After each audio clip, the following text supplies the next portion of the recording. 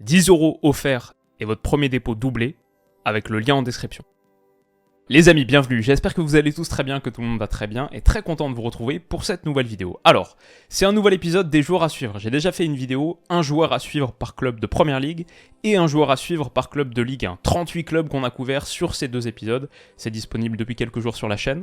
Aujourd'hui, comme si je suis très honnête, très franc, j'ai pas assez de connaissances sur tous les clubs de Bundesliga, Serie A, Liga, je peux pas vraiment vous dire qui il faut suivre à Almeria, à Heidenheim, à Frosinone, etc. J'ai fait un petit mash-up, j'ai pris 15 clubs, je pense qu'il y en a 4 en Bundesliga, 6 en Serie A, 5 en Liga, et ça va nous permettre de conclure tranquillement cette petite série des 5 championnats majeurs, alors qu'on approche de la fin de Mercato. Et on va commencer en Bundesliga par nos amis du Bayern qui sont juste ici, et qu'on fait plutôt un gros Mercato, en tout cas dans le sens des arrivées, Harry Kane, Kim Min-jae, Konrad Laimer, Rafael Guerreiro au milieu de terrain. Justement, Kim Min-jae, moi ça m'intéresse plutôt dans cette défense centrale où on a déjà Dayot Upamecano, Matthijs de Ligt qui avait plutôt bien fini la saison d'ailleurs, ça pouvait enfin être son moment, les deux qui ont 24 ans. Il y a 2 places pour 3, pour l'instant Kim il a commencé titulaire, remplacé par Matthijs de Ligt en cours de match, voilà. Ça m'intéresse, sa situation m'intéresse. Est-ce que ça peut être aussi la saison de Leroy Sané qui a commencé très très fort avec un doublé, qui va peut-être être mis dans de bonnes conditions, c'était Coman à gauche, Sané à droite, sur ce match d'ouverture contre le Werder. Retrouver Alphonso Davies à un top niveau, ça m'intéresse beaucoup. Mazraoui qui s'impose vraiment comme latéral droit au Bayern, ça c'est hyper intéressant.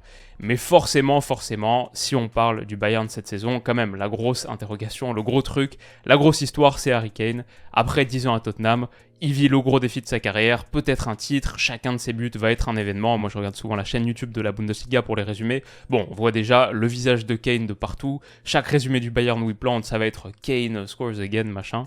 Voilà, c'est le gros truc. Et la question, c'est comment est-ce qu'il va performer à l'étranger pour la première fois de sa vie et dans un club qui fait partie des 3, 4, 5 prétendants à la Ligue des Champions. S'il remporte la LDC avec le Bayern première année, je veux dire, l'histoire serait folle. Donc évidemment, on va suivre les premiers pas de Kane en Allemagne. Dortmund maintenant. Alors, du côté de Dortmund, un transfert qui m'intéresse pas mal, c'est l'arrivée de Rami Bensebaini ici, pour pallier justement au départ de Rafael Guerreiro. Il y a Marcel Sabitzer qui est arrivé également. Est-ce qu'il peut retrouver le niveau qu'il avait à Leipzig plutôt que ce qu'il a montré au Bayern? Dans ce cas-là, ça pourrait être intéressant. Daniel Malen, est-ce que c'est sa saison? Il a marqué en ouverture. Adeyemi, est-ce qu'il aura un petit peu de temps de jeu, plus que l'année dernière? Il y a le petit Julien Duranville qui est grave à surveiller. Alors, il est blessé là, mais 17 ans. Est-ce qu'il est le futur crack de Bundesliga, le petit belge Julien Duranville? Et pareil, Moukoko, bon, qui est maintenant un petit peu plus référencé, mais est-ce qu'il peut vraiment vivre la saison de l'éclosion définitive? Toutes ces questions m'intéressent, mais le joueur que j'ai retenu, si vous avez vu la draft Bundesliga, vous le savez, c'est Felix Nmecha, un gars que j'aime bien au milieu de terrain, qui arrive pour être le remplaçant de Bellingham, qui est assez similaire dans le profil. Bon, il n'a pas le même plafond, il n'a pas la même qualité absolument, mais 1m90, un milieu qui se projette beaucoup vers l'avant, mais qui est assez complet, aussi des interventions décisives intéressantes. J'ai beaucoup aimé son premier match, franchement. Je trouvais qu'il était très très bon sur son entrée, il n'était pas titulaire au départ, et du coup ça m'intéresse, parce qu'il a été payé cher quand même. Il a été recruté 30 millions par Dortmund, donc il va avoir du temps de jeu, même si pour l'instant il démarre dans la rotation derrière Emre Can et Marcel Sabitzer, deux joueurs qui sont plus âgés, et Emre Can il est capitaine, mais franchement je trouve que son niveau est pas ouf sur les dernières saisons, donc peut-être que l'avis d'Edin Terzic peut changer par rapport à ça. Voilà, je pense qu'il va beaucoup apporter. Je pense qu'il va beaucoup apporter à Dortmund. Déjà, première journée, je l'ai vu faire des choses très intéressantes pour mettre du liant dans le jeu. Il a été décisif d'ailleurs, passe décisif sur le premier but, grâce justement à son 1m90, à sa taille. J'ai beaucoup aimé ce que j'ai vu de lui. Il a que 22 ans. Potentiellement une place à aller prendre en sélection allemande. On sait que c'est une année d'Euro. Bon, il part d'un peu plus loin que d'autres, mais ouais, ça m'intéresse beaucoup. Felix Nmecha à suivre. Du côté de Leipzig, alors là, il y a pas mal de gars aussi. Bon, Castello Luqueba qui a été pris 30 millions. Je suis pas sûr qu'il arrive tout de suite en tant que titulaire et qu'il prenne la place en défense centrale d'Orban, qui est le capitaine, en l'absence de Goulachi en tout cas, de Simakan aussi. Mais après, Leipzig n'a pas 1000 options non plus en défense centrale. Bichabou, déjà il est blessé, et en plus je pense qu'il part de plus loin. Gvardiol est parti. Donc Luqueba aura sa chance, mais c'est pas le joueur que j'ai retenu. C'est pas non plus Benjamin Sesko, qui a vraiment une carte à jouer sur le front de l'attaque pour Leipzig. C'est pas non plus Fabio Carvalho qui est arrivé en provenance de Liverpool, pour l'instant seulement en prêt, mais ça peut être intéressant, plus de temps de jeu pour lui. Et c'est pas non plus Loïs Openda, même s'il a été pris 40 millions, il a l'opportunité de planter dans un championnat, je pense, qui fonctionne très bien pour ses qualités. Il y a du monde à remplacer, hein, quand on voit le départ de Christopher Nkunku, qui a été validé de Szoboszlai, Konrad Laimer, Gvardiol. Leipzig s'est bien renouvelé cette saison. Celui qui m'intéresse le plus, c'est quand même Xavi Simons. Bon, non seulement Effectivement, il a fait meilleur buteur d'Eredivisie la saison dernière, mais là, il va avoir l'opportunité de poursuivre sa progression en Bundesliga dans un Leipzig qui est très excitant. Et il est encore plus à suivre parce qu'il est prêté sans option d'achat par le Paris Saint-Germain. Donc peut-être que là, il fait cette très bonne année à Leipzig et après, on le voit revenir en France dans un an, devenir une option sérieuse à Paris. Et il a que 20 ans. On rappelle, il a que 20 ans, c'est un 2003. On a l'impression qu'il est là depuis une éternité. Mais forcément, Xavi Simons à Leipzig, ce serait hyper intéressant. Leverkusen. Alors Leverkusen, c'est une dinguerie. Pour moi, une des équipes à suivre. C'est dommage qu'ils ne fassent pas Ligue des Champions, qu'on les retrouvera qu'en Europa League. Mais saison prochaine, ils vont être des prétendants extrêmement sérieux. Le Leverkusen de Xabi Alonso, il y a les usual suspects, j'ai envie de dire, Jeremy Frimpong, bien sûr. Où est-ce qu'il est Florian Wirtz, évidemment. Odilon Kosunu peut-être à suivre cette saison particulièrement. Ça peut être vraiment la saison de l'explosion pour lui. Aux côtés il y a Tapsoba, il y a Ta, il y a Hincapié, pas mal de bons défenseurs centraux aussi. Il y a Stanisic aussi qui est arrivé en prêt depuis le Bayern, qui est un joueur dont on parle pas beaucoup, peut-être un des gars un petit peu sous-coté de Bundesliga, mais il peut être très très intéressant. Il y a Xhaka qui va retrouver la Bundesliga, qui est arrivé en transfert définitif depuis Arsenal. Il y a Grimaldo qui est arrivé libre depuis Benfica pour pallier le départ de Mitchell Bakker, qui a vraiment ressuscité sa carrière à Leverkusen, le genre de choses qui peuvent arriver à Leverkusen et qui est parti à l'Atalanta pour 10 millions. Donc il y a beaucoup de monde. J'ai forcément cette curiosité autour de Victor Boniface. Je sais pas si ça va vraiment marcher. Il est arrivé en provenance de l'Union Saint-Gilloise. Il a jamais vraiment beaucoup planté dans sa carrière pour un buteur. Je crois l'année dernière, il fait 7 buts, 7 passes D, un truc comme ça. De bons chiffres, mais pas impressionnant non plus à l'échelle en plus du championnat belge. Mais il va avoir du service. À Leverkusen, il va avoir du service, il va être bien servi. Et il est très complémentaire du reste de cette équipe. Peut-être qu'en Bundesliga, ça peut très très bien marcher. Donc il y a une curiosité là. Il y a plus de certitude quand même sur un gars comme Jonas Hoffmann par exemple, qui est ce vrai vétéran de la Bundesliga qui est arrivé après 6 ans à Gladbach. Il reste sur 3 belles saisons en Allemagne, je crois la saison dernière, toutes compétitions confondues, 14 buts, 12 passes D, un truc comme ça. Donc voilà, ça c'est un petit peu plus prouvé, même si c'est un rôle et un profil, une position très différente. Non, le joueur qui m'intéresse à Leverkusen parmi tout cela, c'est Amin Adli quand même, je pense, parce que vraiment ça peut être sa saison. On le verra pas ce week-end, il est suspendu malheureusement, comme il était le week-end dernier aussi. Mais gros talent, encore jeune. Et il sera peut-être cette saison une des autres raisons pour lesquelles il est à suivre. Peut-être que cette saison, il sera au cœur d'une bataille entre l'équipe de France et le Maroc. Je sais que le Maroc veut vraiment le sélectionner. Je crois que Regragui compte l'appeler sur sa prochaine liste. En même temps, il est né en France. Il a joué en sélection jeune de bleu, pas plus tard qu'en juin, avec les espoirs en juin. C'est une saison très intéressante pour lui, dans un Leverkusen qui est absolument passionnant. Donc ouais, je dirais Amin Adli, mais vraiment, il y en a 5-6 facilement que je mettrais sur cette liste, du côté de l'équipe de Xabi Alonso. Et enfin, Union Berlin, qui s'est qualifié pour la Ligue des Champions. L'Union en Ligue des Champions, leur parcours sur les dernières saisons, absolument fantastique. Vous savez du coup, avec la vidéo sur la draft, que j'aime bien Danilo Duki, le central. Bon, quelque part, je dirais lui. Mais je suis aussi très curieux de voir un gars comme Brendan Aronson, qui était prêté par Leeds, le voir enfin jouer une saison complète. En Allemagne, je pense que ça peut très bien matcher avec ses qualités, son énergie. Il était titulaire le week-end dernier contre Mayence, la victoire 4-1. Donc je dirais peut-être lui. Je dirais que c'est entre lui et David Datrofana, dont je ne situe pas du tout le niveau réel, qui a été prêté par Chelsea cette saison, qui va du coup avoir de belles opportunités en Bundesliga, en Ligue des Champions, qui a que 20 ans. Peut-être derrière, il peut y avoir une sélection pour la CAN. Il n'a pas encore eu de sélection avec les A en Côte d'Ivoire. Je sais pas, ça c'est vraiment si ça se passe très très bien sur le début de saison. Mais ouais, ça peut être intéressant et derrière, on peut le retrouver en première ligue. David Datrofana, il était titulaire le week-end dernier. Il n'a pas marqué. Mais ouais, c'est un truc à suivre du côté de l'Union. La Serie A maintenant. Alors, Serie A, il y a pas mal de clubs. J'en ai retenu 6. Et notamment l'AC Milan qui attaque comme un des favoris au titre avec un très très gros mercato. Beaucoup de gars qui sont arrivés, ils ont acheté pour 115 millions d'euros sur cet été, ce qui est assez énorme pour un club de Serie A. Pulisic 20 millions, Chukwueze 20 millions, ça m'intéresse beaucoup. 2 ailiers droits pour pallier à un problème un peu historique sur les dernières années, d'ailier droit à l'AC Milan. Là, il va y avoir de la concurrence, qui va s'imposer. Et cette bataille, on peut même y mêler le petit Luca Romero qui est arrivé depuis la Lazio libre. Donc ouais, il y a vraiment un truc sur l'aile droite à l'AC Milan et ce sera intéressant de voir qui tire son épingle du jeu et devient le titulaire. Au milieu de terrain, il y a aussi une belle bataille qui se dégage parce que Ruben Loftus-Cheek est arrivé, mais également Younous Moussa et également Tijani Reinders, qui est un gros talent. 3 gars pour potentiellement prendre, avec leur qualité, leur profil, mais pour potentiellement prendre la succession, bien sûr, de Sandro Tonali, qui est parti pour Newcastle, qui a bien financé leur mercato. Bon, quelque part, parmi les joueurs à suivre de l'AC Milan, je dirais le prêt de CDK à l'Atalanta. J'ai pas parlé de l'Atalanta dans cette vidéo, mais ce serait sans doute le joueur que je retiendrai. M'intéresse de savoir s'il peut performer. Il a déjà commencé avec un but sur une tête qui avait franchi la ligne de pas grand-chose le week-end dernier. Et puis Noah Okafor aussi en pointe, ça m'intéresse beaucoup. Peut-être un petit déficit sur la pointe. Olivier Giroud, est-ce qu'il peut vraiment faire toute la saison? Et sinon, c'est un peu léger. Origi, Colombo. Donc Okafor, je pense, aura des minutes substantielles. Et lui, il est vraiment à suivre. Mais si je devais retenir un gars, c'est Malick Thiaw, dont j'ai envie de continuer à suivre la progression, qui a montré des choses très très intéressantes saison dernière, notamment seconde partie de saison dernière. Il a fini très très fort et il a repris très très fort aussi contre Bologne le week-end dernier.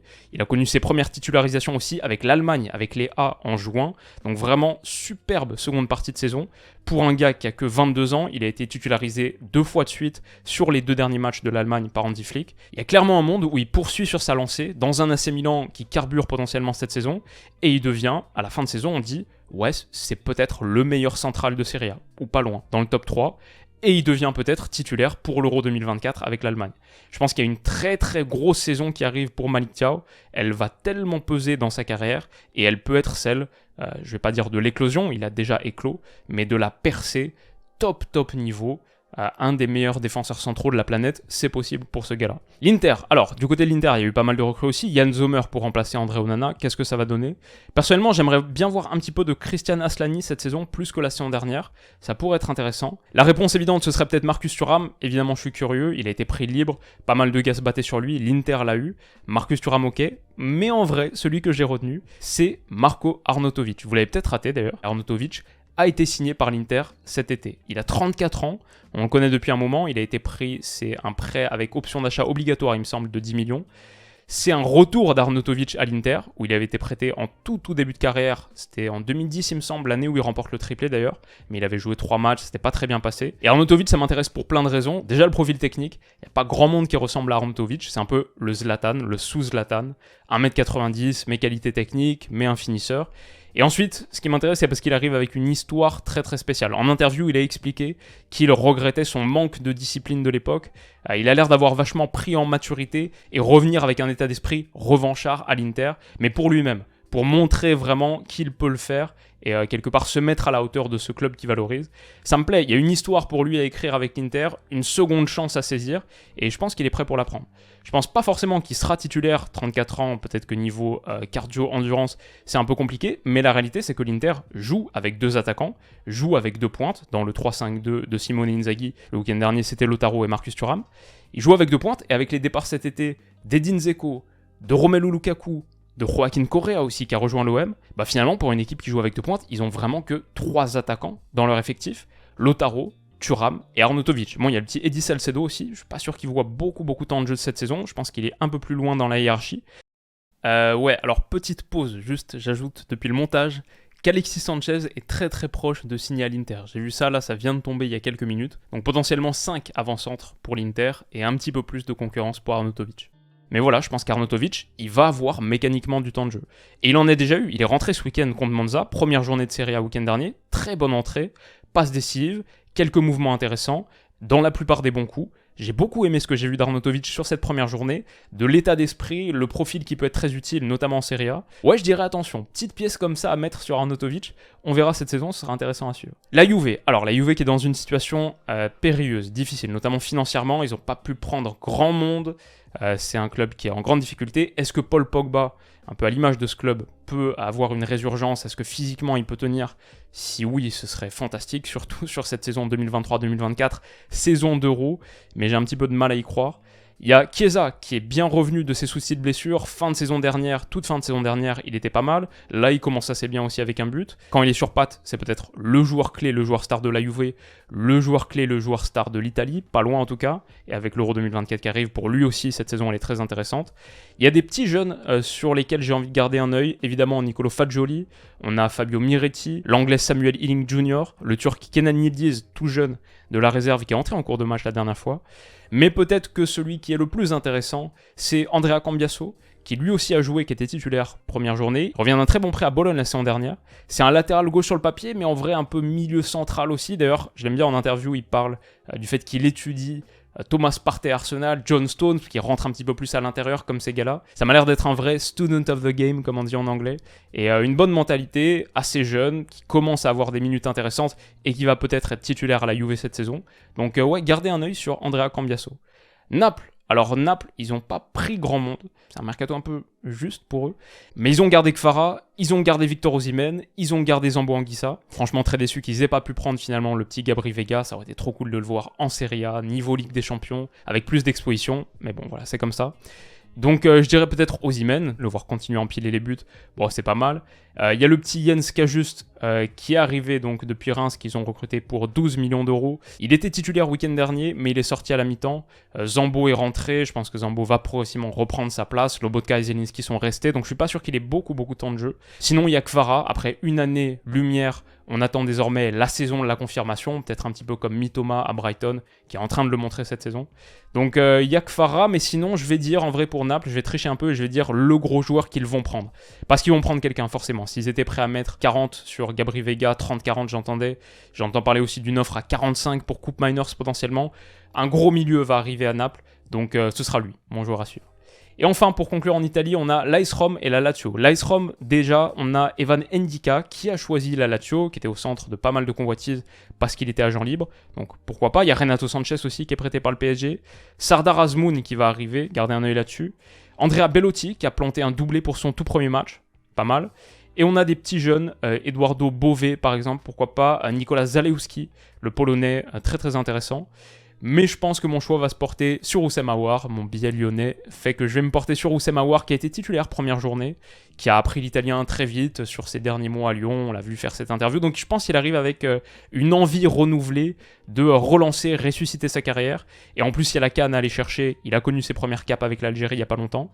Donc ça peut être une très très belle année pour Oussem Aouar dans un grand club à haut niveau. Et puis on finit avec la Lazio, un de mes clubs à suivre de l'an dernier. Cette Lazio de Sarri, j'en attendais beaucoup de choses. Elle était un peu sous le radar. Je pense que je la mettais 4ème. Ils ont fait beaucoup mieux encore. Ils ont fini dauphin derrière Naples. Ils vont jouer la Ligue des Champions cette saison. Je pense que Goyoris va pas venir finalement. Mais ouais, qu'est-ce qu'ils vont faire? Ils ont mal commencé avec une défaite en ouverture. Ils ont perdu Sergej Milinkovic-Savic qui est parti à Al Hilal en Arabie Saoudite. Mais on va les retrouver en Ligue des Champions. Ils ont recruté finalement pas mal de gars. Tati Castellanos 15 millions, Gustav Isaksen 12 millions, quelques prises ici et là. Guendouzi va peut-être arriver aussi aux dernières nouvelles. Celui que j'ai envie de suivre, c'est Daichi Kamada. Je pense que c'est un beau coup de prendre Daichi Kamada libre pour la Lazio et qui peut apporter beaucoup de choses à cette équipe. Un petit peu plus de créativité encore dans un secteur offensif qui manquait un petit peu de buts. C'était un petit peu le truc de la saison dernière pour la Lazio. Donc ouais, Daichi Kamada, et ça conclut notre tour de la Serie A. On finit donc en Liga, en Espagne, et là j'ai retenu 4 clubs, les 4 qui sont en Ligue des Champions. D'abord la Real Sociedad, là c'est pas facile, franchement il y a 2-3 gars, il y a Oumar Sadik, dont Stan parlait l'autre jour, qui va enfin vivre sa saison complète, ça avait bien démarré pour lui, et puis après il y avait eu cette grosse blessure. Donc ouais franchement, il m'en a fait un portrait assez attractif, on va le croire, et on va suivre Oumar Sadik avec attention. Mohamed Alicho aussi, pour une saison d'arrivée en Espagne, c'était un petit peu timide, il a eu moins de 600 minutes en Liga. Je pense que ça reste un bon talent, il a eu que des bouts de match pour l'instant, est-ce qu'il aura plus d'opportunités pour le montrer? À suivre. La retraite forcée de David Silva, ça c'était assez triste, et ils ont eu besoin d'un supplément créatif, ils l'ont eu en prenant Arsène Zakarian, le grand espoir russe, peut-être un des coups du mercato, un des transferts les plus sous-cotés. Franchement, j'aurais dit lui, j'ai vraiment hâte de voir ce que ça va donner à la Real Sociedad. C'est la seule prise qu'ils ont fait vraiment qui leur a coûté de l'argent, tout le reste c'est des prêts ou des arrivées libres. J'aurais dit lui, mais en vrai, j'aime bien les recrues, mais j'aime bien aussi les saisons de confirmation, parce que souvent c'est les saisons de véritable explosion, et j'ai l'impression que c'est parti très fort pour Take Kubo. La Real Sociedad qui est pas mal pour relancer les grands espoirs qui finalement deviennent plus que des grands espoirs à l'image de Martin Odegaard il y a quelques années. Kubo, ça pourrait prendre une trajectoire similaire à la Real Sociedad. Déjà un but, une passe dès première journée de Liga, on va le voir en Ligue des Champions, ça va être passionnant, et je pense qu'il a vraiment franchi un cap dans son jeu, pris encore plus de maturité, de volume, on le voit un petit peu partout maintenant quand on regarde la Real Sociedad. Ça pourrait être une belle année pour lui, on entend parler depuis un moment, donc c'est pas un nouveau nom, mais ça pourrait être un nouveau nom à ce niveau-là. L'Atlético Madrid, je suis pas hyper inspiré. Chalar Soyuncu qui a été recruté, mais ça fait un moment qu'on n'entend plus trop parler, il va pas partir titulaire je pense. Il y a Memphis, pourquoi pas, qui a lancé sa saison avec un but assez lunaire. Peut-être que le joueur que je vais retenir, c'est Rodrigo Riquelme. Je l'avais pris dans ma draft Liga justement avec Stan, sur l'aile gauche. Il sort d'une très belle saison en prêt à Gérone, et j'espère qu'il aura sa chance. C'est un de mes joueurs à suivre en Liga. Je suis pas convaincu que Simeone va lui donner tant de minutes que ça. Il faudra qu'il saisisse ses opportunités. Potentiellement une place à prendre en Espagne. Il a 15 caps avec la sélection espoir. On verra pour Roro, mais je le mettrai à suivre du côté de l'Atlético. Et Real Madrid, enfin, on finit avec Real et Barça. Au Real, pas mal de monde. Fran Garcia qui est arrivé et qui montre déjà beaucoup de choses, qui va être très important pour le Real sur ce côté gauche. Kepa, forcément, pour prendre la relève de Courtois, malheureusement, qui s'est fait les croisés, grave blessure, qui reviendra que seconde partie de saison, bien tard, s'il revient. Donc Kepa au Real, c'est quand même assez intéressant. Et sinon, le choix facile, bon, bah, c'est Jude Bellingham, on en parle beaucoup. Le Real va pas recruter plus de joueurs, Ancelotti l'a dit, donc a priori, pas de Mbappé, pas de neuf. Donc dans ce système, dans cette animation, il n'y a que vraiment Bellingham qui peut apporter des choses dans la profondeur, dans ce rôle de faux neuf, une présence axiale pour décrocher, participer au jeu, mais aussi pour finir. On a vu ses déplacements dans la surface, on en a parlé. Voilà, ça va être une saison très importante pour Bellingham, c'est un des coups de l'été, et il a commencé avec 3 buts et une passe décisive sur ses 2 premières journées de Liga. Donc forcément Bellingham, mais c'était un petit peu trop facile. Donc je suis parti sur un autre gars, parce qu'on sait évidemment, il faut suivre Jude Bellingham. Je suis parti sur un autre gars, et ce gars-là, c'est Aurélien Tchouaméni. Une année pour rebondir pour lui. Après cette seconde partie de saison où il n'a pas eu beaucoup de temps de jeu au Real Madrid, il a attaqué pied au plancher, 2 apparitions, 2 titularisations et 100% des minutes jouées en Liga. Dans ce 4-3-1-2 là, il va avoir un rôle absolument clé. Et je pense qu'il va avoir plus d'opportunités de se montrer parce que visiblement Modric va moins jouer cette saison, ce qu'Ancelotti a dit. À l'image de Bellingham plus haut sur le terrain, personne non plus n'a plus bas le profil technique d'Aurélien Tchouaméni au Real Madrid, malgré le fait qu'ils aient cet entrejeu, cet effectif au milieu de terrain tellement dense, tellement fourni, peut-être le meilleur milieu d'Europe. Mais s'il continue à jouer dans un 4-3-1-2 avec 4 milieux de terrain titulaires constamment et que Kroos est moins dans ce rôle de 6, bah, je pense qu'il y aura des minutes significatives pour Tchouaméni et une belle opportunité. Et enfin donc, on conclut avec le Barça, il y a beaucoup de gars à mentionner ici. Déjà la prise de Gundogan libre, forcément dans le 3-2-4-1, 3-2-5, milieu en boîte de Xavi, il est tellement important, il peut jouer dans toute une variété de rôles. Je l'imaginais plus haut, mais on l'a aussi vu plus bas dans le double pivot aux côtés de Roméo l'autre jour, quand Frenkie était obligé d'être défenseur central. Tactiquement, Frenkie de Jong, ça m'intéresse beaucoup, pour reprendre une partie de la charge de Busquets. Mais aussi, je vais dire, un niveau supplémentaire que ça, c'est mentalement, est-ce qu'il peut être ce leader, ce gars qui entraîne l'équipe? Je crois qu'on voit déjà des signes de ça, mais il doit l'être, parce que techniquement, il a beaucoup de choses à apporter. Et aussi, quelque part, pour être conforme à son statut, c'est de loin, le plus gros salaire du Barça, 37,5 millions par an, quasiment le double de Robert Lewandowski. Frenkie de Jong, il doit être à la hauteur de son statut. Je veux dire, Ansu Fati, c'est un peu l'année ou jamais pour lui. Lewandowski, je crois qu'il doit montrer un peu plus, à 35 ans, et notamment plus sur les gros matchs européens, là où on l'attend. La saison dernière, c'était un petit peu difficile par rapport à ça. Donc Lewandowski, je pense, c'est une année vraiment clé. Et puis après, il y a les gars qui vont peut-être arriver. Cancelo, ça a l'air très proche. João Félix peut-être, est-ce qu'il y a un truc, mais Cancelo en tout cas. Mais pour conclure, vous connaissez mon affection pour Lamine Yamal. J'ai fait cette longue vidéo où j'étudie son profil technique il y a quelques jours. Je pense vraiment qu'il peut être une clé, une solution pour le Barça. Je pense qu'il est le seul joueur capable de faire des différences par le dribble maintenant avec le départ d'Ousmane Dembélé et d'en faire régulièrement, surtout dans les grands espaces, faire mal dans les grands espaces. Seulement 16 ans. Il est un futur crack du football mondial potentiellement, mais il est déjà, le plus important et le plus sûr, c'est qu'il est déjà devenu un joueur clé pour ce Barça. Parce qu'il n'y a pas grand monde qui peut faire ce que lui fait, apporter ce que lui apporte. Xavi d'ailleurs l'a titularisé le week-end dernier. Je pense que c'était sa première titularisation en Liga.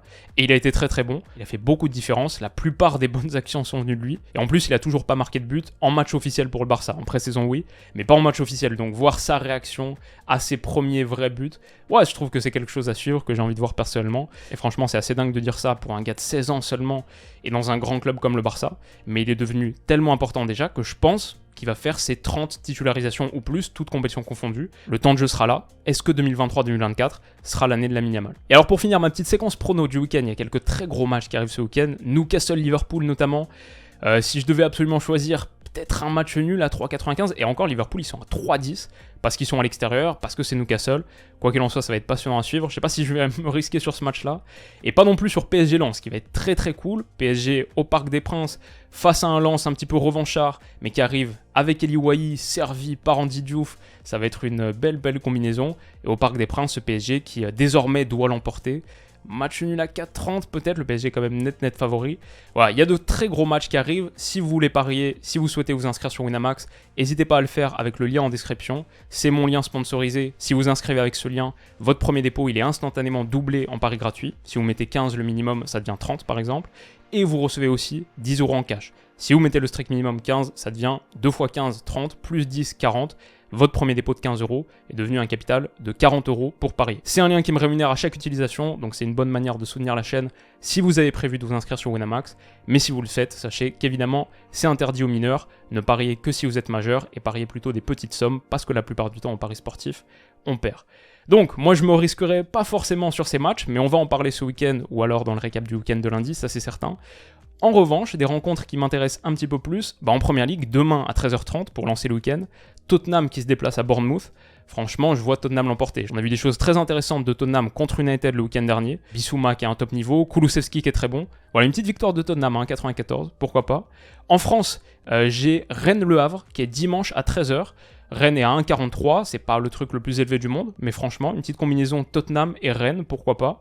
Et enfin, en Espagne, je pense que le Barça qui se déplace du côté de Villarreal, pas forcément obligé de le tenter, mais à 2,05 c'est attractif. Un truc que je vois un petit peu plus, c'est peut-être en Serie A, l'AC Milan qui reçoit le Torino. Ils lancent leur saison donc à la maison, deuxième journée de Serie A. Et après l'avoir emporté à Bologne, je pense qu'ils ont de grandes chances de l'emporter contre le Torino à domicile. Donc voilà, c'est mon petit combiné du week-end. Milan, Tottenham, Rennes, pour une cote totale à 4,61. Et donc voilà les amis, j'espère que ça vous aura plu. Si c'est le cas, dites-le moi avec un mot gentil dans les commentaires, ça fait toujours plaisir à lire.